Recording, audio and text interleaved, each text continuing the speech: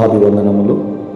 మనము కొన్ని సందర్భములలో మనకి కష్టము కానీ, ఇబ్బంది కానీ, లేదా ప్రమాదం కానీ జరిగినప్పుడు మనము ఆ అపాయంలో ఉన్నప్పుడు సహోదరుడు కానీ, కుటుంబ సభ్యులు కానీ, లేదా స్నేహితుడు కానీ సహాయం చేసి ఆ యొక్క అపాయముల నుంచి లేదా శత్రు దాడిలో నుంచి ఒక సందర్భంలో విడిపించిన ఆ సందర్భాన్ని మనం జ్ఞాపకం తెచ్చుకునొచ్చు. అతనికి కృతజ్ఞత కలిగి ఉంటాము, విధేయత చూపుతాము. ప్రతి విషయంలో అతను నాకు మేలు చేశాడు, అతడికి నేను ఎప్పుడు కృతజ్ఞత కలిగి ఉండాలి, అతనికి సహాయం చేయాలి, అతడు మంచివాడు, అతడు నన్ను ఆ యొక్క అపాయం నుంచి విడిపించాడు, పడిపోతుంటే కాపాడాడు, యాక్సిడెంట్ కాపాడబోతుంటే తప్పించాడు, నిజంగా ఆ వ్యక్తి లేకపోతే నేను ఈరోజు బతికి ఉండేవాడిని కాదు అనే స్థితిలో ఎన్నో సందర్భాల్లో మన జీవితంలో చూస్తూ ఉంటాం, మాట్లాడుతూ ఉంటాము, కృతజ్ఞత కలిగి ఉంటాం.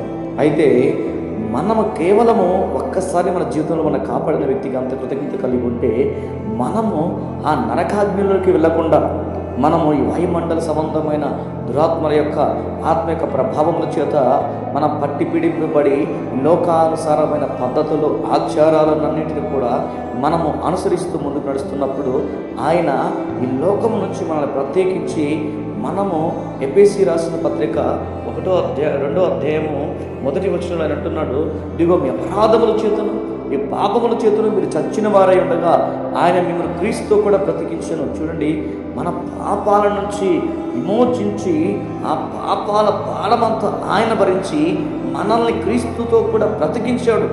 క్రీస్తు చనిపోయినను ఆయన మృతుడు సజీవుడిగా మారాడు, ఆయన మరణాన్ని జయించి ఉంచాడు. అయితే ఈరోజు ఈ పాపం వల్ల వచ్చిన జీతం మరణం. అంటే పాపము, ప్రతి మనుషుడు పాపము చేసి దేవుడు అనుగ్రహించే కృపను పోగొట్టుకున్నాడు. అది ఎవరు కూడా పాపం చేయకుండా ఉండలేదని వాక్యం సెలవిస్తుంది. అయితే అంటున్నాడు, ఇది క్రీస్తు యేసు వలన మనకు కలిగిన కృప ఏమిటంటే ఆయన వలన మనకి కలిగినది. ఎవడు కూడా ఈ లోకమును అతిశయించడానికి వీల్లేదు. అదే అధ్యాయంలో 9వ వచనం అంటున్నాడు, అది క్రియల వలన కలిగినది కాదు, కనుక ఎవడును అతిశయపడ వీలు లేదు. మనము ఈ లోకములో దేని అతిశయించబడకూడదు. ఎందుకంటే ఈరోజు పాపముల నుంచి విమోచన, ఒక వ్యక్తి యాక్సిడెంట్ నుంచి కాపాడొచ్చు, ఒక వ్యక్తి అపాయం నుంచి కాపాడొచ్చు, ఒక వ్యక్తి దేని నుంచి కాపాడొచ్చు. కేవలం నీ శరీరాన్ని కాపాడటమో, ఈయన నీ ఆత్మను కూడా కాపాడి ఆ నరకముల నుంచి, ఈ అపరాధములు, నీ పాపములను అన్నింటినీ కూడా క్షమించి ఆయన క్రీస్తు యేసుతో కూడా నేను కూడా పైకి లేపాడు. అంటే నీ ఆత్మ మరలా నూతనమైన స్థితిలోకి వచ్చింది. అంటే నీవు నూతన పరచబడ్డావని, నువ్వు నవీన పురుషుడిగా మార్చబడ్డావని, నువ్వు ప్రాచీన పురుషుడిగా, ప్రాచీన స్త్రీగా లేవని, నీలో సమస్తం మార్చబడ్డాయని వాక్యం సెలవిస్తుంది. అయితే ఒక్కసారి సహాయం చేసిన వ్యక్తికే ఎన్నిసార్లు కృతజ్ఞత కలిగి ఉంటే అసలు నిత్య జీవానికి, ఆ నరకముల నుంచి, ఆ మరణం నుంచి విడిపించిన ఆ దేవునికి ఎంత విధేయత కలిగి ఉండాలి, ఎంత కృతజ్ఞత కలిగి ఉండాలి, ఎంత విధేయత చూపుతూ ఆయనలో కొనసాగాలి.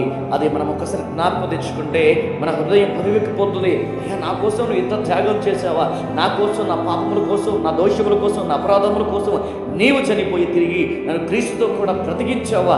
ఈరోజు జీవించిన జీవితం నాది కాకుండా ఈరోజు నీదిగా మారిపోయిందా? నేను నీ వాడిగా మారిపోయానా? నువ్వు నా కోసం చేసావా ఇదంతా కూడా అని ఆ కృతజ్ఞత కలిగిన హృదయంతో మనకి కన్నీరు ఆగదు. ఎందుకంటే ఆయన చేసిన త్యాగము నీవు కొలమానంతో కొలవలేవు, దాని బరువుతో కానీ, ఆ కొలమానంతో కానీ, ఈ థర్మామీటర్తో కానీ కొలవలేవు. ఎందుకంటే ఆయన ప్రేమ విస్తారమైనది. ఆ ప్రేమ నీ కొరకు మరణించింది, ఆ ప్రేమ నీ కొరకు తిరిగి లేచింది, ఆ ప్రేమ తిరిగి నీ కొరకు లోకానికి వచ్చింది. ఆ ప్రేమ నువ్వు రక్షిస్తూ, నువ్వు భద్రపరుస్తూ, కాపాడుతూ ఎల్ల కాలము, సదాకాలము, యుగయుగములు కూడా నీతో ఉంటుంది. ఇంత ప్రేమ కలిగిన నీ దేవుణ్ణి నీ కృతజ్ఞతాస్తుతులు చెల్లించకుండా, ఆయనలో జీవించకుండా ఈ లోకంలో జీవిస్తే నీకు కలిగే ప్రయోజనము ఎంత మాత్రము వృధా, అది ఎంత మాత్రం ప్రయోజనకరం కాదు. అందుకే ఎల్లప్పుడూ క్రీస్తు యేసునందు కృతజ్ఞత గలవాడివై, క్రీస్తు యేసులో నీవు సమాధానములో, క్రీస్తు యేసులో ఆశీర్వాదములో ముందుకు కొనసాగు. నిత్యముగా నీ కృతజ్ఞతాస్తుతులు చెల్లిస్తుండగా నీవు అంతకంతకు క్రీస్తు యేసులో అభిషేకములను, ఆశీర్వాదములను, బలములను, జ్ఞానములను, బుద్ధిలోని ప్రతి స్థితిలోనూ నీ ఫలించి ఆశీర్వదించబడదు గాక. యేసు నామములో ఆమేన్.